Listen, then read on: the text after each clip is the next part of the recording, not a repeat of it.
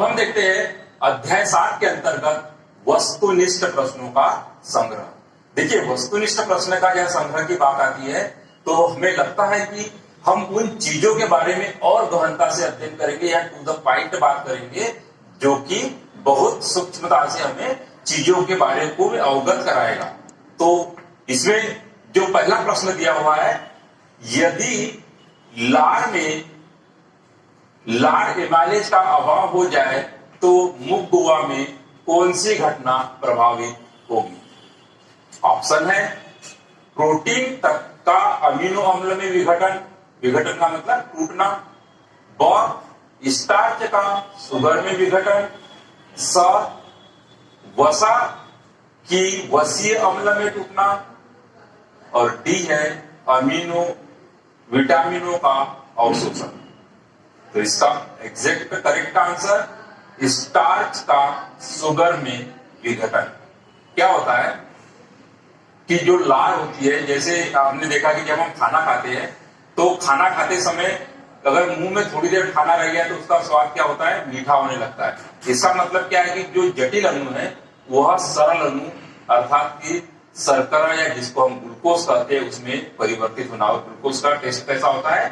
मीठा होता है। तो हमारा पाचन जो है हमारी मुख गुहा से ही स्टार्ट हो जाता है या शुरू हो जाता है, क्योंकि वहां पे जो वसा जो लार होती है उससे कुछ एंजाइम स्रावित होते हैं जिसको कि हम लाइपेस एंजाइम कहते हैं, और वो उसका पाचन शुरू कर देता है। अगला प्रश्न, पायरुवेट के विघटन से यह कार्बन डाइऑक्साइड जल तथा ऊर्जा देता है और यह क्रिया होती है। क्या पूछा है? इसका ऑप्शन है कोशिका द्रव्य, ब माइटोकॉन्ड्रिया, स हरित लवक, डी केंद्र। तो एग्जैक्ट आंसर है बी माइटोकॉन्ड्रिया।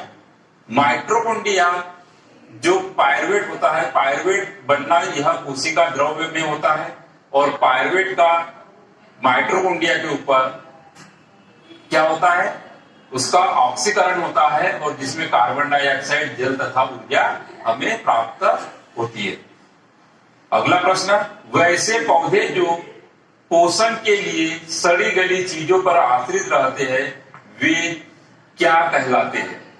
ऑप्शन है ए परजीवी, बी मृतजीवी, सी स्वपोषी, डी परपोषी।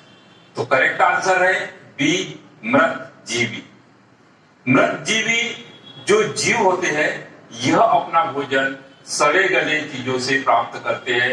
आपने देखा होगा कि जो विघटनकारी जीव होते हैं यह जो चीज सड़ रही होती है या जो मृत जीव होते हैं इसके ऊपर यह पाए जाते हैं और वहां से अपना पोषण यह प्राप्त कर लेते हैं, इसलिए इन जीवों को मृत जीवी जीव कहते हैं। अगला प्रश्न, प्रकाश संश्लेषण की क्रिया पौधे के किस भाग में होती है? ऑप्शन है ए जड़, बी तना, सी पत्ती, डी फूल ऑब्लिक फल। तो करेक्ट आंसर है पत्ती। हमें पता है कि जो पत्तियों में क्लोरोफिल की उपस्थिति के कारण यहाँ पे प्रकाश संश्लेषण की क्रिया होती है और यह अपने कार्बनिक पदार्थों का या अपने भोजन का निर्माण स्वयं करते हैं। अगला प्रश्न, इसमें कौन प्रकाश संश्लेषी अंगक है? ऑप्शन है हरित लवक, ब पत्ती, स स्टोमेटा, डी जड़। तो करेक्ट आंसर ये हरित लवक। हरित लवक को प्रकाश संश्लेषण का अंगक कहा जाता है और पत्ती को हम क्या कहते हैं? प्रकाश संश्लेषण का अंग। अगर प्रकाश संश्लेषण, क्योंकि प्रकाश संश्लेषण क्रिया पत्ती में होती है और पत्ती में ही क्लोरोफिल पाई जाती है, तो अंगक की अगर बात आती है तो हम क्लोरोफिल या जिसको कि हम हरित लवक कहते हैं, इसका सही करेक्ट आंसर होगा। अगला प्रश्न, पर्णरंध्रों के खुलने एवं बंद होने की क्रिया निम्न पर निर्भर करती है। तो करेक्ट इसका ऑप्शन है ये ऑक्सीजन, बी तापक्रम, सी गार्ड कोषों में जल और डी पर्णरंध्र में कार्बन डाइऑक्साइड की सांद्रता। तो करेक्ट आंसर गार्ड कोषों में जल। क्या होता है जब स्टोमेटा या इसको हम बोलते हैं कि पर्म रंध्रों का खुलना तथा बंद होना, यह डिपेंड करता है कि जो उनकी गार्ड या रक्षी कोशिका होती है उसमें जल का भराव जब ज्यादा होता है या जो फूल जाती है तो स्टोमेटा खुल जाते हैं, और ये जब सिकुड़ जाती है रक्षी कोशिका तो यह रंध्र बंद हो जाते हैं। तो इसका करेक्ट आंसर है सी, गार्ड कोशिकाओं में जल। अगला प्रश्न, प्रकाश संश्लेषण प्रक्रम में निम्नलिखित में क्या नहीं होता है? ऑप्शन है अ पानी का टूटना, बी कार्बन डाइऑक्साइड का मुक्त होना, सी ऑक्सीजन का मुक्त होना, डी कार्बन डाइऑक्साइड का उपयोग। तो करेक्ट आंसर है बी, कार्बन डाइऑक्साइड का मुक्त होना। क्या होता है प्रकाश संश्लेषण में? हमें पता है कि ऑक्सीजन क्या होती है, मुक्त होती है, जबकि पानी का उपयोग होता है, ऑक्सीजन भी मुक्त होती है और कार्बन डाइऑक्साइड का भी उसमें उपयोग होता है। तो करेक्ट आंसर क्या रहेगा? बी, कार्बन डाइऑक्साइड का मुक्त होना। अगला प्रश्न है, निम्नलिखित में से कौन प्रकाश संश्लेषण की रूपरेखा है?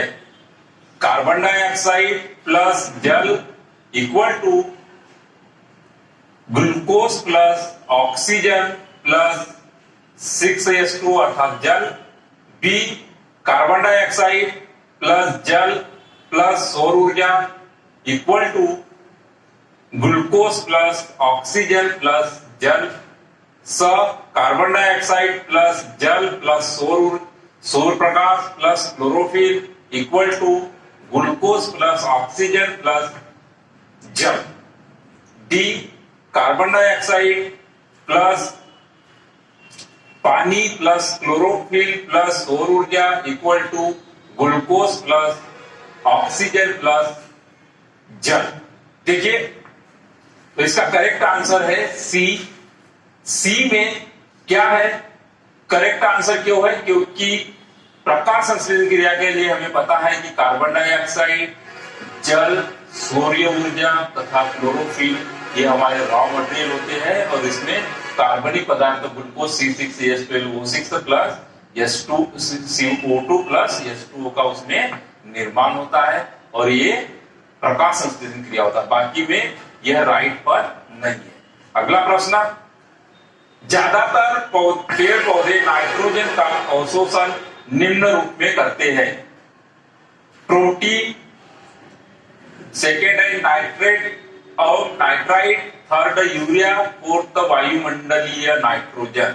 ऑप्शन है ये 1 एवं 2, बी 2 और 3, सी 3 और 4, डी 1 और 4। तो करेक्ट आंसर है बी 2 एवं 4, क्योंकि जो पौधे होते हैं वह नाइट्रोजन का उपयोग जो है वह नाइट्रेट तथा नाइट्राइट और यूरिया के रूप में करते हैं। हमने देखा है जो खेतों में किसान लोग यूरिया खाद डालते हैं, और नाइट्रेट और नाइट्राइट जो लेग्यूमिनस फैमिली में जो सूक्ष्म जीव होते हैं वह उसको नाइट्रेट और नाइट्राइट में परिवर्तित करके पेड़ पौधे उसको ग्रहण कर लेते हैं। अगला प्रश्न, गुर्दों की निस्पंदन इकाई कहलाती है। ऑप्शन है ए यूरेटर, बी यूरेथ्रा, सी न्यूरॉन्स, डी नेफ्रॉन्स। तो करेक्ट आंसर है नेफ्रॉन्स। नेफ्रॉन्स जो होती है गुर्दे की यह निस्पंदन की इकाई होती है, क्योंकि गुर्दों में कई सारे नेफ्रॉन्स होते हैं, कई नेफ्रॉन्स से मिलके गुर्दे बनते हैं, और यह नेफ्रॉन्स जो होता है यह अल्ट्रा फिल्ट्रेशन के काम करते हैं, यानी कि निस्पंदन का काम इसमें होता है। अगला प्रश्न, जल तथा घुलनशील लवण का मूल रोमों से पत्तियों तक पहुंचने की क्रिया किस ऊतक द्वारा संपन्न होती है? ऑप्शन है ये cortex, B phloem, C xylem, D मूल रोम। तो correct answer C xylem. Xylem जो होता है यह जड़ों द्वारा विभिन्न प्रकार के खनिज लवण और जल का अवशोषण करके यह पत्तियों तक पहुंचाने का काम करता है। अगला प्रश्न, ऊतकों से निकलने के बाद रक्त में वृद्धि होती है। ऑप्शन है ए कार्बन डाइऑक्साइड, बी जल, C haemoglobin, D oxygen. Correct answer ये कार्बन डाइऑक्साइड। क्या होता है कार्बन डाइऑक्साइड? हमारे लिए एक अपशिष्ट पदार्थ होता है और जब ये शरीर से निकल जाती है, ऊतकों से निकल जाती है, तो उसमें रक्त में जो होती है यह वृद्धि होती है। अगला प्रश्न, निःश्वसन द्वारा निकली वायु में रहती है। ऑप्शन है A carbon dioxide, B oxygen, C pyruvate, D nitrogen. Correct answer है ये कार्बन डाइऑक्साइड। कार्बन डाइऑक्साइड गैस हम जब निःश्वसन का मतलब होता है कि जब हम सांस को छोड़ते हैं तो हमारे शरीर से ये कार्बन डाइऑक्साइड गैस जो होती है यह निकलती है।